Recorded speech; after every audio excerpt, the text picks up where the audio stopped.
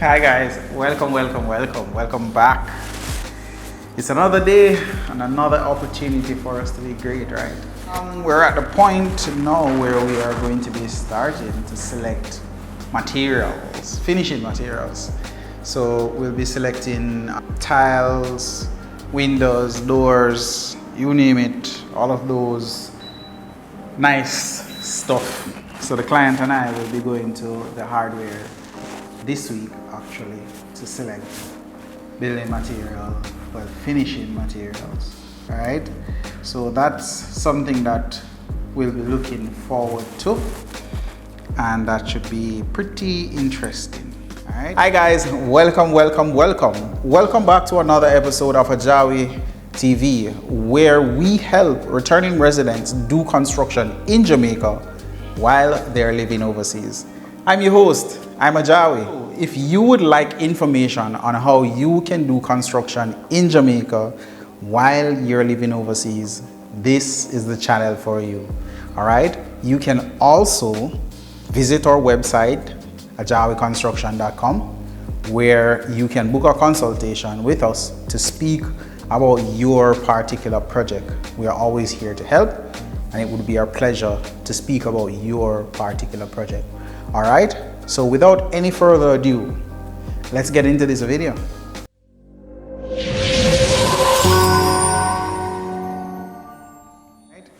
Now, a very important part of this process is actually the documentation aspect of things.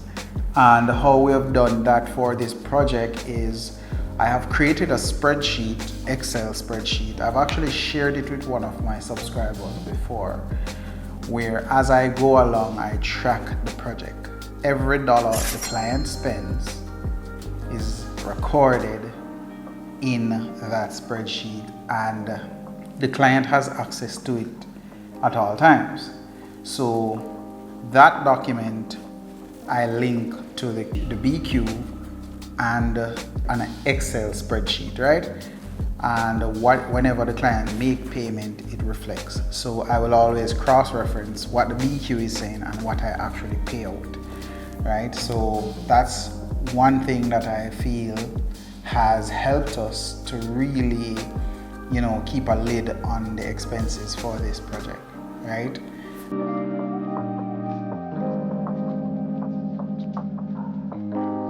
Now, before we continue, there's something that I'd like to share with you. For those of you who follow the channel, especially the group section of the channel, you know that I am actually writing a manual for returning residents who are looking to do construction in Jamaica, right?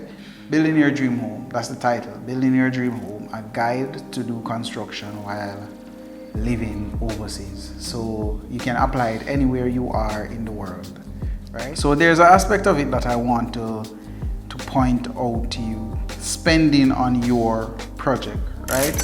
This is an important aspect of things because a lot of people don't understand what you're actually doing during construction. They believe that you're actually spending the money or giving away the money, but that's not actually what you're doing. In the book, I'm gonna read you a line from it. So it goes like this: when building a home, it is never a good idea to construct a home that is more than 30% of what similar houses are being sold for in the market. If you are building a 2-bedroom, 2-bathroom, kitchen, dining, and living with 2-car garage, look at what a home with similar features, bracket, or i.e. 2-bedroom, 2-bathroom, kitchen, dining, living with a 2-car garage is being sold for in the area you intend to build. Ask your agent or realtor if this home is renovated and updated, what could it be sold for? This will tell you what your maximum budget should be for your break even. Right? Doing construction is really an investment, right? So you don't necessarily want to go investing in an area that can only give you a maximum amount of money and then you go over that significantly, right? So that's why I say it that way, Because a lot of times people will go into an area and do construction and they don't have a clue as to what their return on investment could possibly be. So they're just building blindly. So they're doing a 2-bedroom house, and within that area, a 2-bedroom house is going for, say, $30 million. And they go there and they're building that same 2-bedroom house for $60 million. It just doesn't add up. It's a bad investment, because you're only going to get that $30 million within that area for that size house. Why would I want to buy your house over the other person's house, right? So you want to really consider that.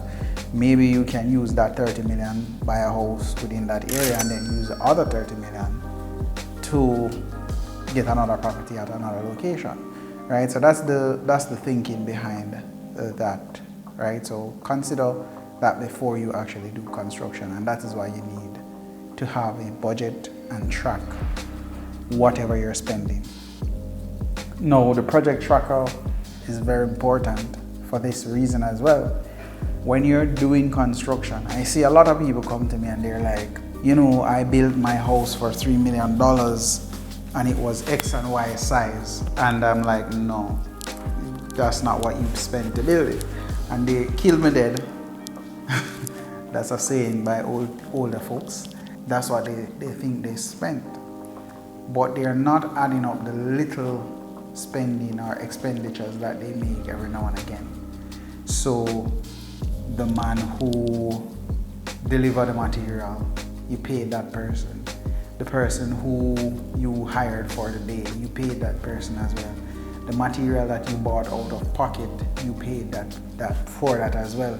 And all of these hidden expenses are not being documented. So therefore, at the end of the day, you actually spent more than you thought you had spent. Now, once you have the BQ, that kind of captures all of that for you to be able to tell exactly what you're spending. Additionally, the project tracker, which is a budget, also helps you to do that. So you may spend $10 today. If you record it within the project tracker, then you will be able to say, okay, at the end of the day, this is the exact value that I spent on the structure. All right, so keep that in mind.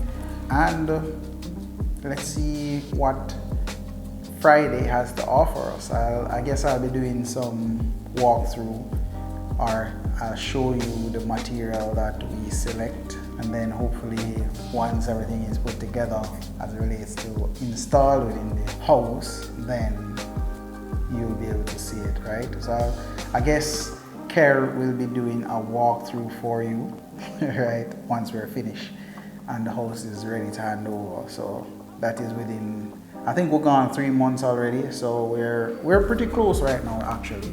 Slab's supposed to pour by now, because the contractor had actually stated that he was going to pour the slab last week Friday. So I'm keeping my fingers crossed that he would have poured, because we already looked at the reinforcements already, so that was okay. But he didn't inform me that the premix person was coming, so chances are, in a pour it, but let's see what happens. I'll keep you posted on that and then see where we go from there. All right? So peace out. See you next time.